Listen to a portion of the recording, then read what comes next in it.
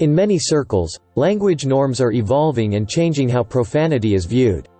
Some proponents believe that profanity has become an integral part of everyday language, and helps to express emotions better. Others think that using profanity is unprofessional and offensive, and therefore it should be avoided. We will weigh in on both sides of the issue. Welcome back to Explaining Difficult Stuff. This video will encapsulate the arguments expressed by both sides of the issue.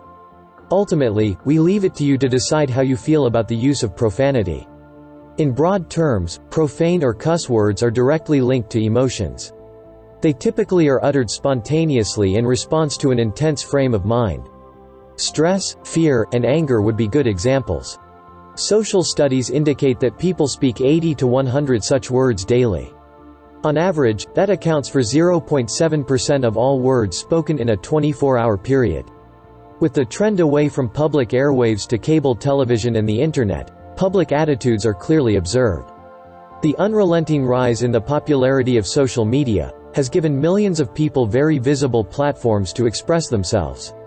Simply stated, a significant percentage of the population uses profanity to get their point across. As a result, many words that were considered profane have found their way into dictionaries and mainstream conversation. Let's define profanity. Traditionally, profane language has been considered offensive, insulting, or obscene. It can be any word or phrase used to express feelings in an offensive or rude manner. Like most things, arguments exist on both sides of the issue. Let's review the supposed benefits of using profanity. Various studies have shown that using profanity can actually help reduce physical pain, especially among individuals who don't often use it. This may result from an adrenaline surge that is a natural form of pain relief. Also, some believe that profanity can help express strong emotions. For example, suppose a person loses something important, like a job or a loved one. They may use profanity to help release negative emotions, to help them cope with the issue. Another benefit of profanity is that it can help to add flavor to conversations. Similarly, when writers use profanity in their writing, it can bring out interesting ideas and themes, and help to deliver a stronger message. It is also an integral part of some forms of humor. Profanity can help drive a point home. Now the negatives. While some believe profanity is a sign of freedom and confidence, others believe it is unnecessary and offensive. One of the main arguments against profanity is that it can be interpreted as a lack of education. People who lack education, or those of a lower social class, are more likely to use profanity. The use of profanity can be seen as disrespectful and lacking self-control. Another argument against profanity is that it can be seen as rude, which can often cause arguments and misunderstandings. Also, using profanity can be particularly offensive to certain groups of people. For example, people of certain religions.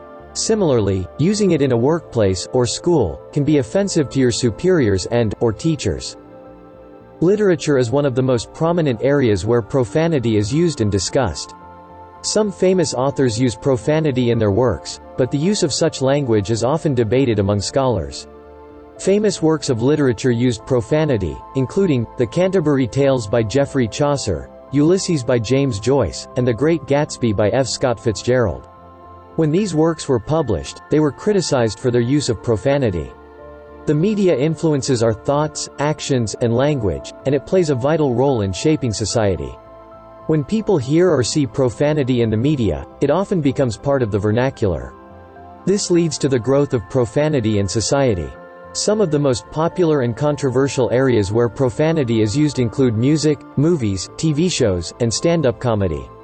Some well-known songs by musicians such as Eminem and Kanye West, movies such as The Wolf of Wall Street and Pulp Fiction, and TV shows such as The Simpsons and Modern Family have used profanity. There are many different opinions and attitudes when it comes to profanity and how it's used in everyday life.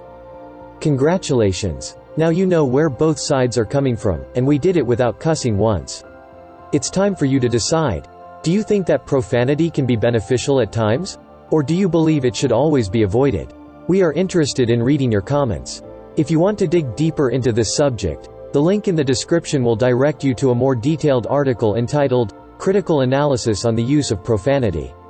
If you found this informative, subscribe to Explaining Difficult Stuff.